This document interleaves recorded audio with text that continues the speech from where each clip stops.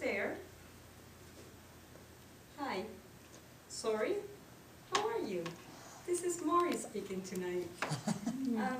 I'd like to invite you to go tonight to the movies. I'd like to invite you to go to Back to the Future, the movie that just came up in the movie, and I'd like to see if you can come with me. I'm sorry. Who? I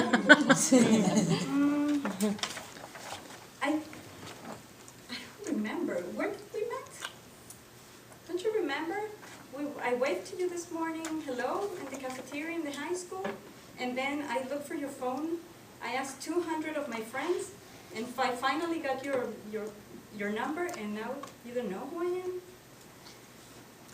Listen, Morris, I'm very sorry, but I really don't remember waving at you, and by the way, I did see that movie twice already, and I don't think my boyfriend would like me going with you.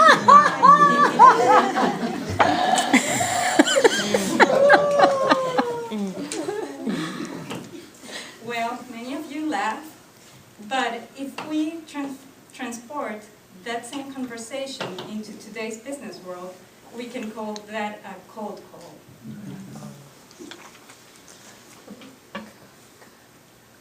Some of us have received that call, those dreaded calls. Some of us have made those dreaded calls. A definition of a cold call is approaching or making that approaching a prospecting customer via phone, and that person was not expecting such an interaction. So you're catching that person by surprise, in other words. So, if you put yourself in that position, why are we so afraid of making those calls? The answer to that question is fear. Fear of rejection. Fear of having a very nasty no. And that's what I'm going to explain tonight. When we are told no, and we have to continue making those calls, how can we approach that situation? First of all, you need to have a plan. You need to plan that call. You need to make sure you are organized and have a plan in place how to make that call in an educated manner. I'm going to give you some tips. Some tips that I have,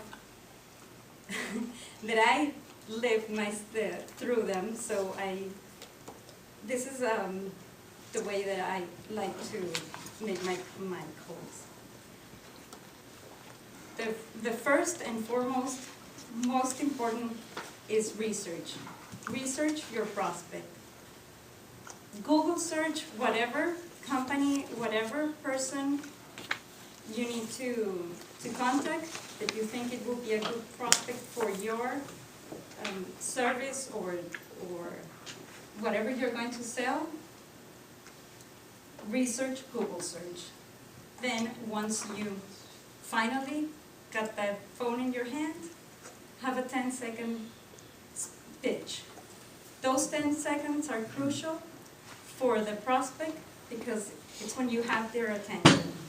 It's when they will decide, am I going to continue to listen to that conversation, or I'm sorry, I think I'm too busy, and they're going to hang up on me.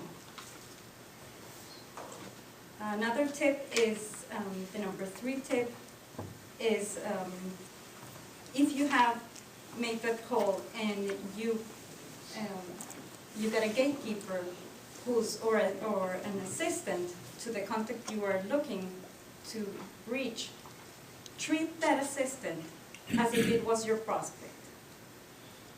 Treat them and talk to them in a way that they will ease their way for you to the person you really need to talk to. Always have a script.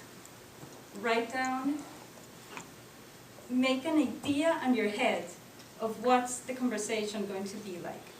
and write down and make sure all the rejections have an answer, that you can tear down that no and make it into a yes. Number 5 tip could be use call before either early in the mornings, between 8 and 9, or at noontime, or after 5 o'clock, when the people don't have the assistant or the gatekeeper, and are usually more relaxed and getting into their business day, or a little bit more at ease. So in conclusions, cold calls are the first of the process of selling. You need about 16 times before you can reach your prospect and make sure that the prospects understand what service you are trying to sell to them, and that they really need your assistance and your help. So circling back to my original intro, that boy who was rejected by the girl, it took about 5 more times until they finally got out on that date.